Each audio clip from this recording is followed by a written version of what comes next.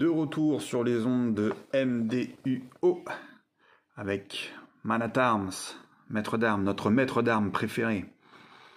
Le voilà encore une fois dans son blister Master of the Universe Origin.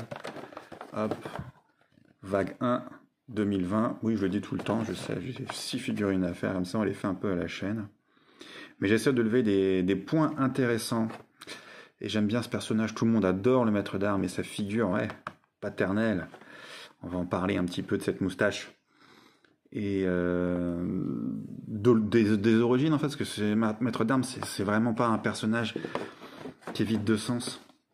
Alors le voilà en comparé avec un blister, la réédition commémorative. Tout comme Beastman, hein, en version 8-back. Voilà. Et ce fabuleux mini-comics King of Castle Grayskull. Voilà.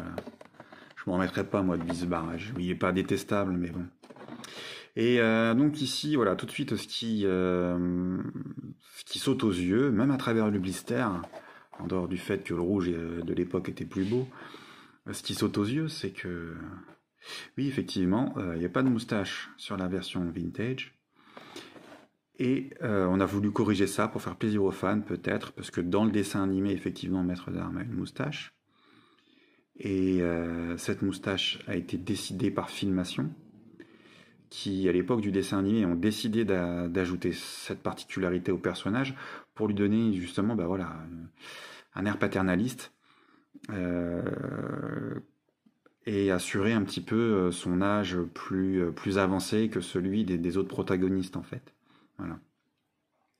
Je parle souvent donc des sacs à l'arrière et des inserts, mais j'ai oublié de mettre à chaque fois le détail, surtout sur les personnages féminins, que l'insert ne permet pas, ou c'est mal sculpté peut-être, mais en tous les cas, une position élégante des poignets dans le blister, et c'est un petit peu dommage.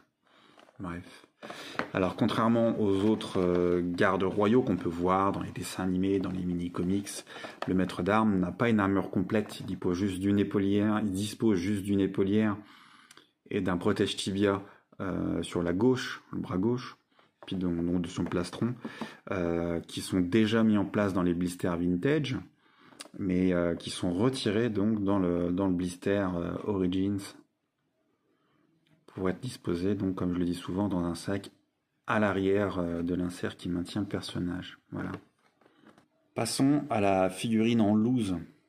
Une fois encore derrière un fabuleux décor issu des backgrounds du dessin animé de chez Filmation. Voilà ici notre maître d'armes avec sa moustache noire. Alors, ok, donc pour faire plaisir aux fans, Mattel décide d'ajouter cette moustache, ou de la peindre tout simplement, puisque ça fait controverse sur le personnage vintage. Hop, on va en présenter un là. Puisque c'est vrai qu'il a un visage particulier. Et on pourrait s'imaginer qu'il a une moustache de sculpter. Je pense qu'il y a matière à discussion. Moi, j'en suis pas certain. En tous les cas, bon, Filmation a décidé d'en faire une sur son personnage dans le dessin animé, le maître d'armes. Et dans les maîtres d'univers origine, on décide de vraiment l'ajouter. Dans la réédition, ça c'est une version loose de la version commémorative. Voilà, et là, encore une fois, oui, on voit peut-être un petit truc, mais je pense que s'ils avaient vraiment voulu sculpter une moustache, il n'y aurait aucun doute, elle aurait été là.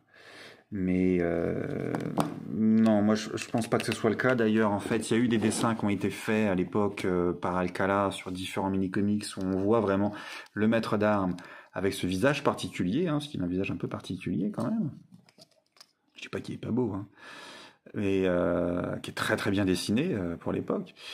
Et il n'y a pas de moustache en fait, donc c'était vraiment un choix de le faire sans moustache. sur les prototypes aussi, hein, de mémoire, il n'y a pas de moustache. Et je voulais aussi donc dire, voilà, cette version origine a une teinte de vert différent, hein. Il est plus vert pomme, plus tourné vers le vert. J'aurais aimé avoir un troisième loose vintage à vous montrer, avec le Made in France, puisque voilà, je trouve que la couleur de ce personnage-là est plus proche de la figurine Made in France que de la figurine vintage en fait, quoi. Bon, c'est un très beau vert, mais voilà. Ici aussi on peut comparer son sceptre.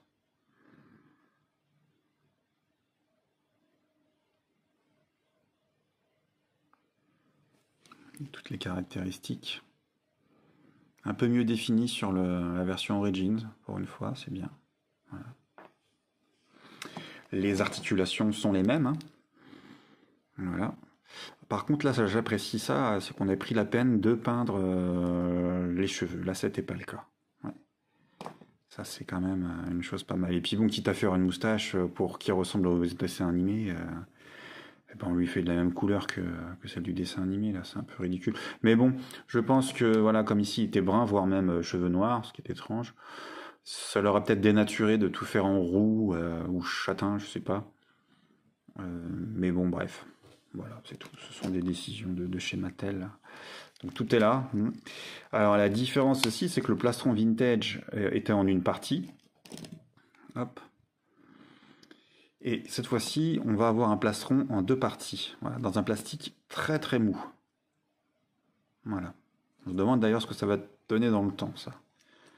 Je pense que ça ira, mais bon, on va pas le mettre au micro-ondes. Et ici, ouais, on est sur de la même chose là. Ça fait vraiment pas mal. Ok. Alors, dès la deuxième vague des mini-comics, il y a une histoire, je crois que c'est dans Tale of Tila, où on apprend que le maître d'armes est le père adoptif de Tila, suite à une histoire avec Skeletor ou autre chose. Ce concept est développé aussi dans le dessin animé de filmation, dans un des premiers épisodes, il me semble, où on voit justement les origines de Tila et le fait que le maître d'armes soit son père adoptif. En fait, on découvre comment le maître d'armes, qui est à la recherche de je sais plus quoi, il trouve le bébé. Voilà, voilà. On aurait peut-être bien aimé ici à l'arrière avoir quelque chose plus comme dans le dessin animé qui le recouvre intégralement le dos, alors qu'ici non.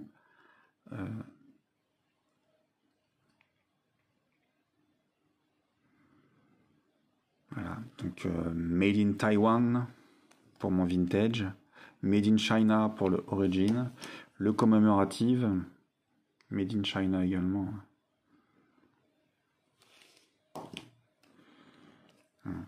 On voit bien aussi donc les différences de sculpture aussi là-dessus sur le personnage pour lui donner une plus grande mobilité. C'est vrai que sur les personnages origines, on a décidé de se passer des leg bands, en fait des élastiques qui tenaient les personnages vintage. Là, on va en voir un qui casse de temps en temps. C'est vrai que c'était un des points faibles de la figurine, même si en 2000 on les avait gardés. C'était plus solide, soit dit en passant. J'en ai jamais vu d'ailleurs qui était cassé. Mais on perd quand même en mobilité. Voilà. Les personnages Origins ne peuvent pas s'asseoir dans tous les véhicules vintage, notamment le Dragon Walker. C'est impossible de mettre un personnage Origin dans un Dragon Walker. C'est dommage. Ouais. Que dire d'autre sur ce personnage? Je pense qu'on a fait le tour, hein, ou presque. Voilà pour notre maître d'armes. Et donc, oui, c'est vrai, le maître d'armes fait partie des trois personnages avec Orko et la sorcière qui connaît l'identité secrète de Musclor, dans celle du prince Adam. Ça, pour moi, c'était pas vraiment une évolution, une avancée technique. Je le préférais en une seule partie, même si du coup, en une partie, ça nous aurait un peu gâché l'articulation de l'avant-bras. J'aurais quand même préféré ça. Ça aurait évité, parce que quand on les met dans les cartons ou autre chose, il est tout le temps tombé ce truc. Merci à vous d'avoir suivi cette vidéo, et à très vite sur les Maîtres de l'Univers Origin, la chaîne en français.